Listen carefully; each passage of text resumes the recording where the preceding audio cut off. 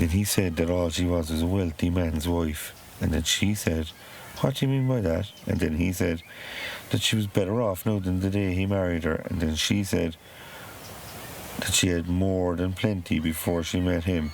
And then he said, that's not what people are saying around here. And then she said that she was from big people and big people before them. And then he said that he was from big people too. And then she said he was a kept man. I know.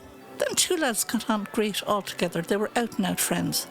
It was the Connacht boss and the Munster boss that didn't get on at all. Sure, if there was a good fall of nuts, wouldn't one of the lads bring his pigs over to the other lad's place? And sure, it went on like that for years, over and back, and not a crossword between them. It was grand altogether until people got under one of them, saying that he was more powerful than the other lad. There was no harm in it at all, it was all only talk. But didn't he cast the spell on your men's pigs and he sent them home starving? Sure, half of them were related to each other, or they were brought up together at any rate. Look, the only reason that them lads are down with Maeve and Alan at all is that they were flung out of Ulster after having a falling out with the big fella above. I heard it was over a woman, Deirdre or something like that she was called. Now, she was a very good-looking girl, and her people were good people, though there was talk at the time that she'd bring no good with her wherever she went, but that was only talk. They say that she's no joke altogether. Oh, I wouldn't cross her at all. She's great if you stay on the right side of her, but she likes to be the one on top, if you know what I mean. She likes her own way, and she's really used to getting it. That poor husband, he's only trotting after her. She's gone up there now to get that bull. Oh, she'd have to have the one up on him, you know. Anyway, there's a load of the local lads gone up there with her to give her a hand. Said there'd be some fight. Oh, there were ructions here the other evening, yeah. It was all to that crowd that came up from herself in Connacht to borrow the brown bull. Oh, yeah. Dara was going to lend the bull to her and all. Sure, it was a great deal altogether. He was going to get land and cattle and bondmaids and everything. Sure, he couldn't lose on it. And it was only for a year, and he'd have his own bull back and everything. Anyway, didn't she sell her cap at one of the Ishlu boys and ran off with him? And that didn't go down too well at all with the big fella above, as he'd his cap set for himself. Hadn't he had them followed and everything? They headed off over to Scotland in the end. Oh yeah, the three sons ended up going over with her. Don't ask me why. The big fella above was raging about it. He couldn't let it go, you see. And in the end, didn't he get the lads' friends to trick them into coming back to Ulster? That was only a bit of crack between them. Well, the other fella, he didn't like it at all, and he laughed away at it all the time, but he didn't like it.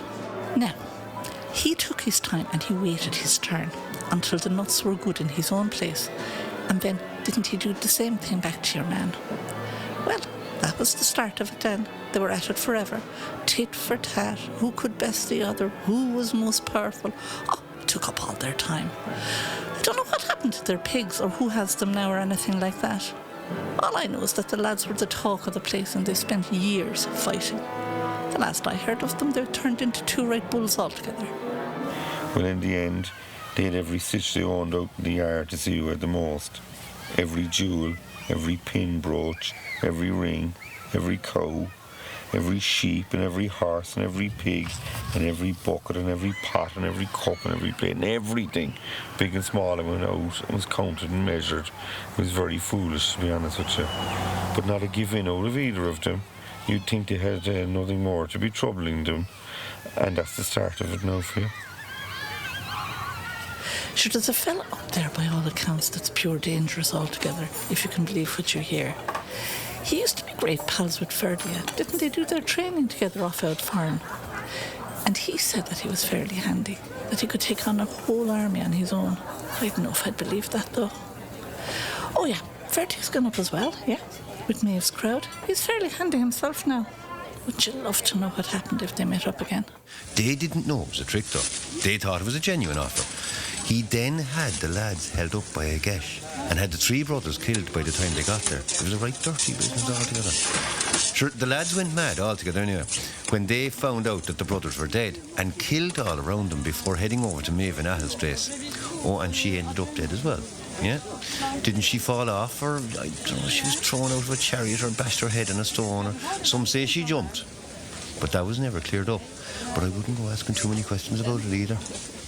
So anyway, didn't the two lads who came up to do the deal get raving drunk and start shouting their mouths off? Bold talk out of them about this and that and how lucky it was they'd given up the bull so easy, and all about how they would have taken the bull anyway. Big fighting talk out of the pair of them.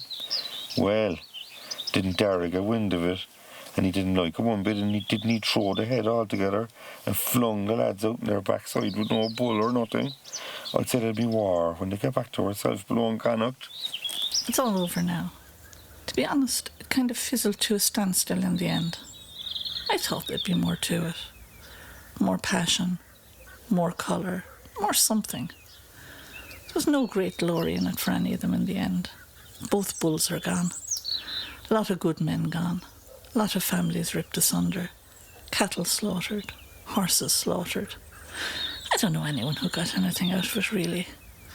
All that's left in people is bitterness and sorrow. A big, deep sorrow and a lasting bitterness.